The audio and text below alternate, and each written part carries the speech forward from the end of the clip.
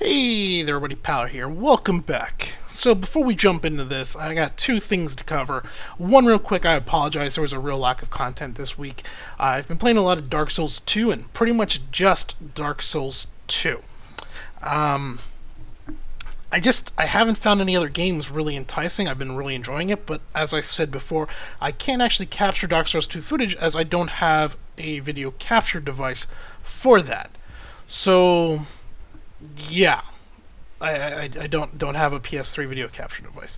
I may be correcting that. We'll see, but doing it don't need to go into any of that. The other thing is I tried capturing a few other videos, but I wasn't into them. I didn't want to play them. I was forcing myself to play them to make the video, and it just didn't work out very well. They were very bland, very dry, and my stuff's already pretty darn bland and pretty darn dry, so you gotta be careful it doesn't get too far that way. The other thing, I'm gonna be changing things up a little bit about my Let's Look At Let's Look At. Basically what I saw is my Let's Look Ats and my final thoughts were far too similar. There was really, the only real difference was how far through the game I'd gone. I was giving full thoughts in both videos, and that was just it wasn't good. So I'm gonna try and pull myself back a little bit. I go far more in depth than I really want to, and I'm going to try to do a bunch of quicker 10-15 minute long videos where you can see just a brand new game. I'm going to start capturing the game from the moment I load it up. Well, I'm going to load it up and I'm going to do a mic check to make sure I'm recording. Then I'm going to just capture. I'm going to capture several, the first hour or so, and then edit that down into a 15-minute video and just give you a very, very quick first impressions.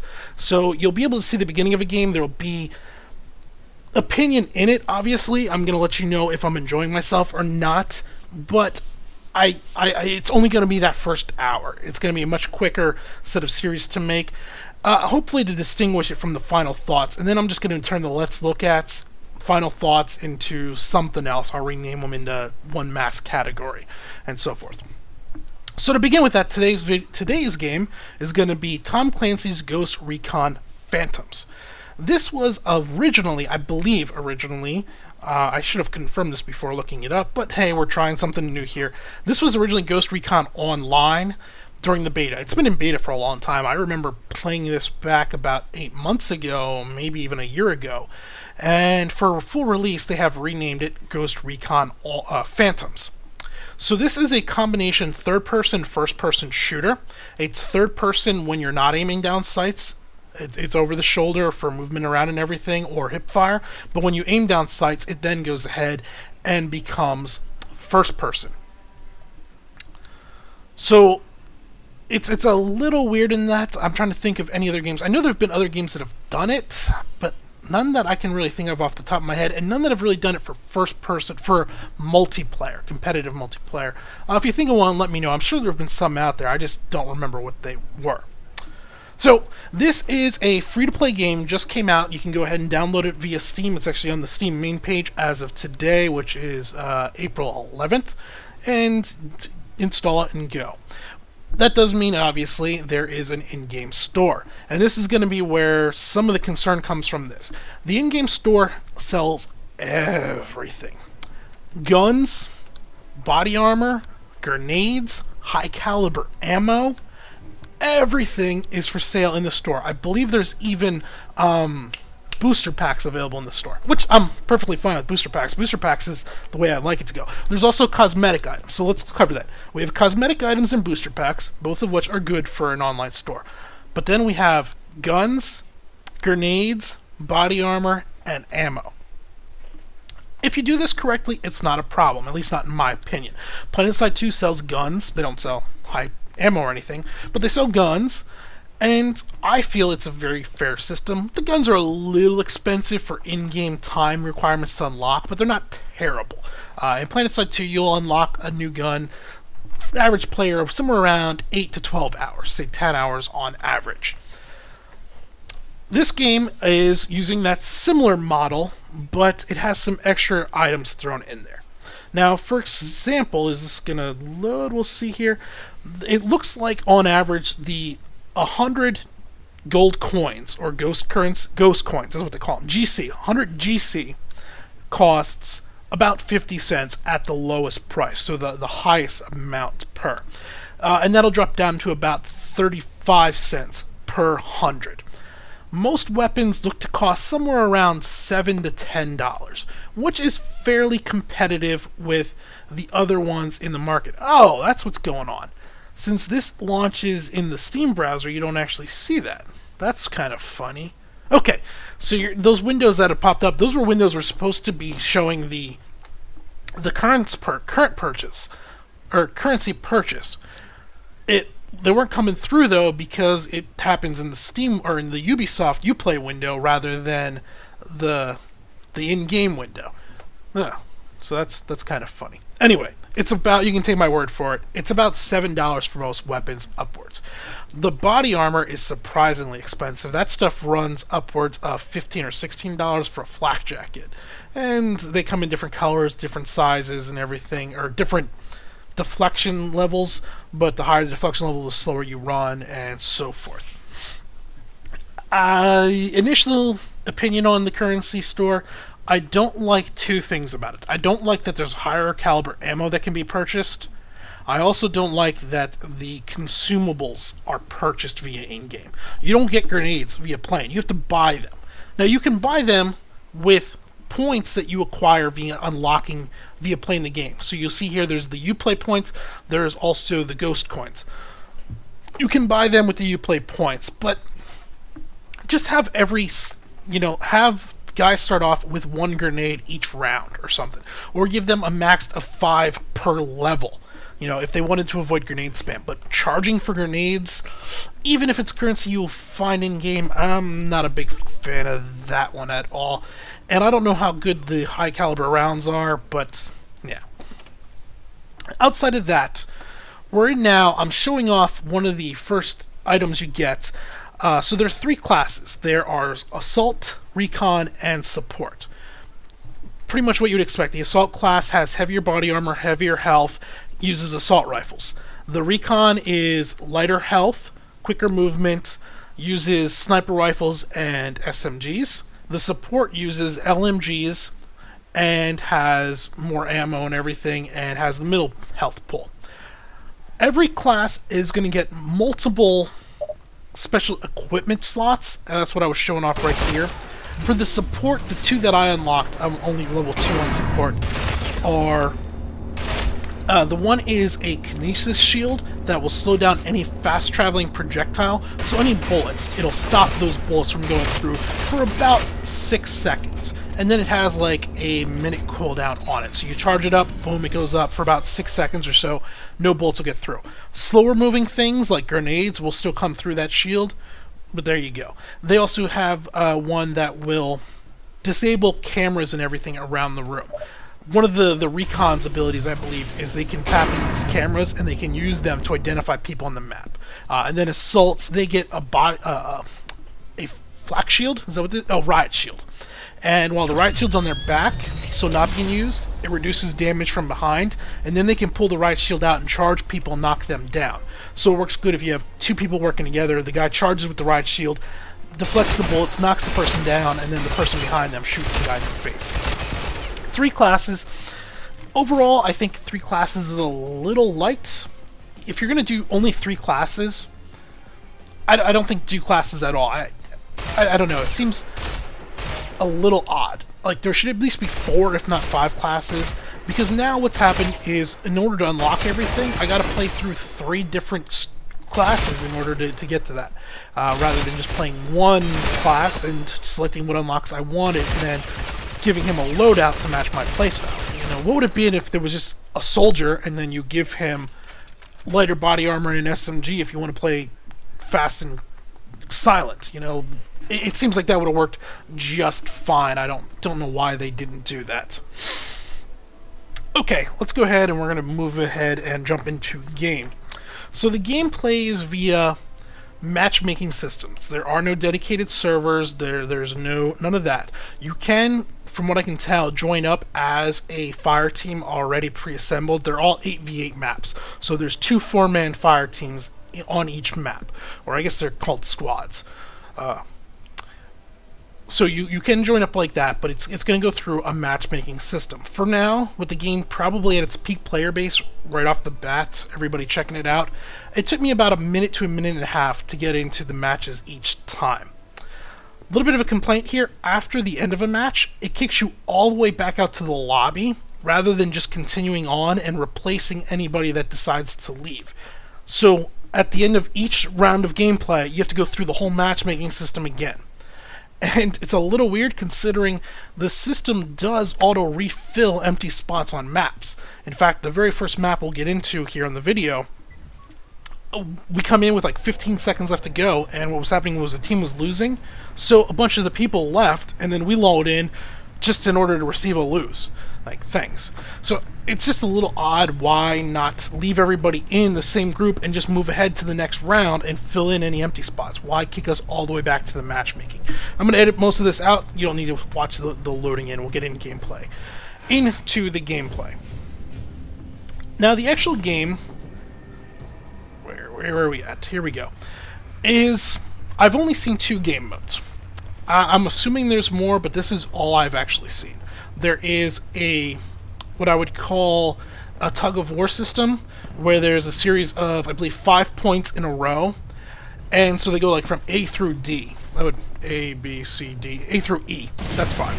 So, in order to access like point A, you have to control point B if you're attacking one way. In order to capture point E, you have to control point D. And in order to capture that, you get fairly close to it, and then when you're standing within range of that point with no enemies, it'll slowly convert over to your team. And then it'll open up room to the next one, and you're going to slowly move up and take and progress. And that's how they do the tug of war. The other one I've seen is, I think it was King of the Hill. It was the very first match I played. Maybe it was tug of war and I just didn't see the map thing.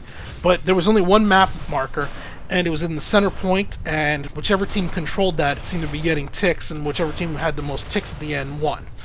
So those are the 2 matches I have seen. Overall, I can see what they were trying to do with this game. They wanted to create a tactical shooter focused on team play that limited run and gun gameplay. And I'll tell you why. If you watch here, as I move around the map, when I'm sprinting and I go to stop sprinting, there's this brief timer that you're going to see kick down. Right there, you might have seen it. And it's about a half second when you go from sprinting to hip fire, and it's about a full second when you go from sprinting to aim down sights. This is actually a dead window where you can't fire at all. If you try and fire, nothing happens. It's like your finger's not even on the trigger. It's a complete and total nothing. Your guy will just happen. In fact, the first death I've really had in the game was, I came around a corner, I saw a guy sprint by me, and I went chasing after him. I ran around the corner, and I thought, alright, I got this dude, and I'm sitting the trigger, and my guy's doing nothing. I'm like, what the heck is going on here? And the guy turns around and just shoots me in the face, and I die. Well, that's what it is. There's this window there's this timer that they've built in to slow down how quickly you can fire afterwards. You cannot run and gun. From when you're running, you have to stop for half a second before you can shoot. Some of the classes, I believe the Recon class, that window is shorter. I think so. I have not had a full time to test it. I believe from what I did play, the support and the assault class, the support seemed to be longer. Now, he has an LMG, a bigger gun, so it might have just been the gun he was using. But he seemed to have about a full second in order to bring his gun up and start firing, whereas this guy has about a half second. So they did that to balance it. You also may notice the crosshairs spread and come back together. This is, for me at least, reminiscent of a system used in the older, I think it was pre-Ghost Recon, I think at least pre-Future Soldier. So, if you don't know, Ghost Recon was originally a squad-based team shooter, and then it went into the Future Soldier where it went third person. It was originally a first person. In fact, it was Rainbow Six, but transferred into a military squad shooter. So, in that system, they used this Crosshair, where as you move, your crosshairs spread, and as you stop, they come back together. And it's supposed to show your bloom. And it spreads whenever you're doing just about anything. And a lot of games actually do use this behind the scenes. They use bullet bloom, where the faster you're running, the greater the bloom. The more you fire, the greater the bloom. All this stuff seems to happen behind the scenes. We're seeing it actually on the crosshairs here as you move around. And as I aim down sights here, you'll notice it comes up and comes back down.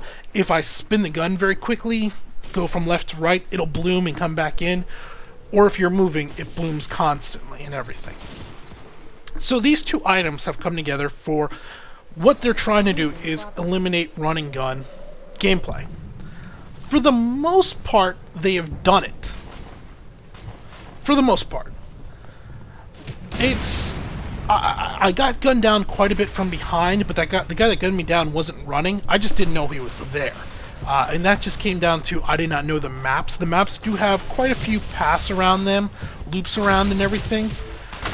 But I wasn't having, I was never looking down a hallway and have a guy run at me down that hallway and blow me away. If you have an angle of approach suppressed, other than if a sniper gets a shot off on you that is outranging your accuracy, for the most part you can cover that hallway. So it is more tactical that way. And you'll notice that most everybody as I approach here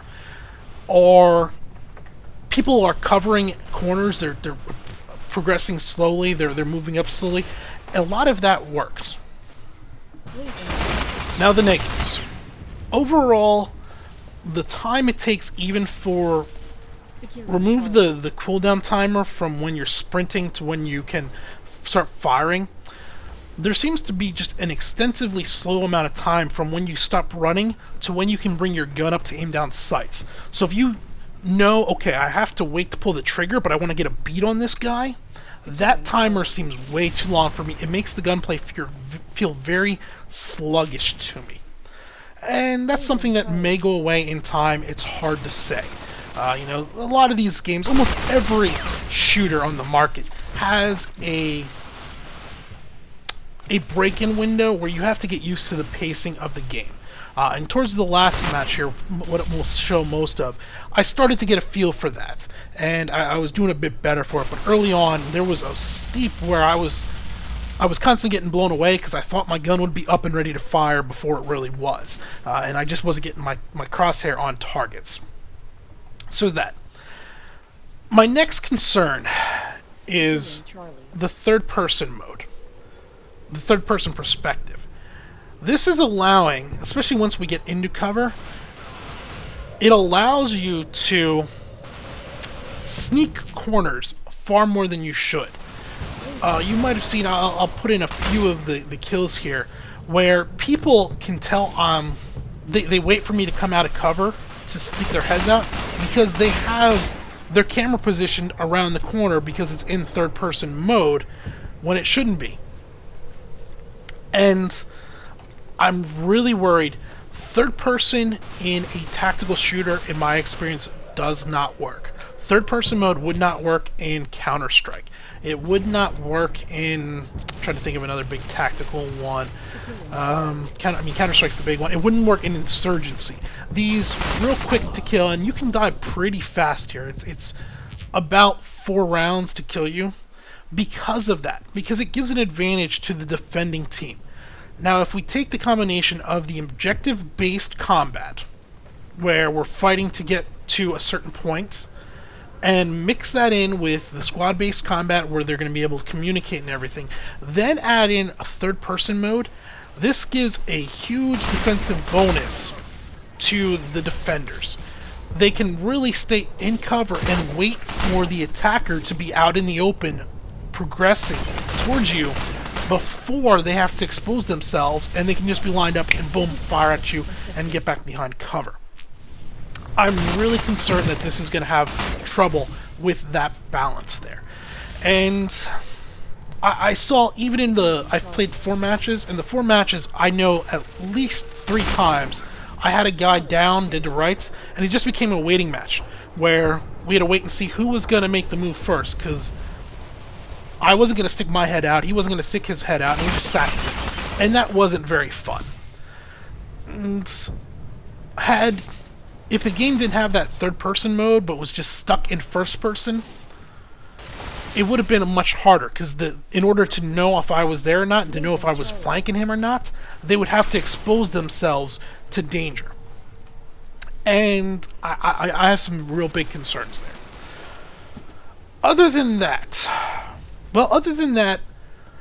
the game seems very much destined to probably not be very popular among solo players.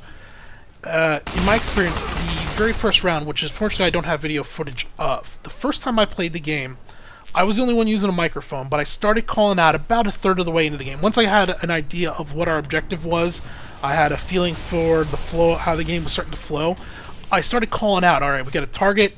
If you're looking at Alpha, it's at the end of the hallway on the right. We have two more on the left side of Alpha in that little nook there. I started calling these things out, and although nobody else on my microphone was talking to me, I got responses in chat, and we went from a stalemate, and we rolled the team after that. Everybody was just moving up in this nice uniform squad, and I'm not taking credit for it, I'm just saying communication seems like it's going to play a huge role in this game. You have relatively small corridors, 8v8 with high defensive, where the defenders have an advantage, so the team that can communicate best on where those defenders are located or the attackers are located is gonna do the best. And I mean, most every game, if you communicate, you're gonna be better off than the team that is just blindly running around. But it was a huge noticeable change in the flow of the gameplay moving on afterwards. After that, the other two matches I played that I actually have footage of here, I was doing the same thing, I was talking, but people just seemed to be running around doing whatever. I tried to call out here, there's a guy coming around flanking behind us on the left, this and that, and we just got dominated. And clearly at least 3 of the guys on the other team were in like TeamSpeak or Ventrilo with each other or talking. It does have built-in game VoIP, so maybe they were just using that.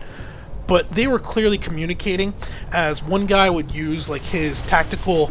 One of the things the Recon class gets is they can fire off this focused microwave, and if you're inside it, there's nothing you can do. You can't shoot, you can't aim down sight, you just have to either retreat and get out of it, or sit there.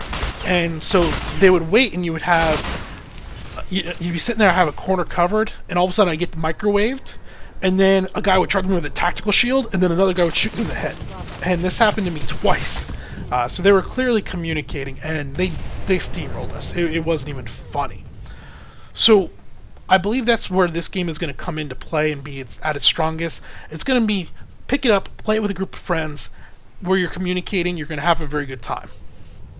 One other real big complaint I have, I chose like Assault going in. I could not find a way to change my class once I was in-game. I could go into my Assault and change my loadout, but I couldn't change my class. So out of the 3 classes, maybe I missed something, you only get to play the class you choose right at the very beginning of the game. That seems a little weird, considering, maybe you come up against a whole bunch of snipers, where you want to run then as a support in order to use that shield so you guys can advance. We didn't have any of that. I couldn't change out my class at all. Maybe I just missed something. It seems weird that they would not allow you to change your class, but I went through the key bindings, I went through the UI, I could not find a way to do it. So, other than that, overall, I was not very impressed with the game. I kind of was frustrated by it. Some of that might have just been everybody else seemed to know the map a whole heck of a lot better than I did. I was constantly getting flanked and outrun, and my team would just run off one way as I was trying to tell them their enemies the other way. It left me leaving a lot to be desired, though I think playing it with friends would probably alleviate a good bit of that. I am concerned about the paying cash in order to buy higher quality ammo that's going to do more damage, I'm guessing. I'm worried about that, but we'll see how it plays out. So there you have it. First of the revised Let's Look At series. This has been Powell. We've been playing Ghost Recon Phantoms. Thanks for watching.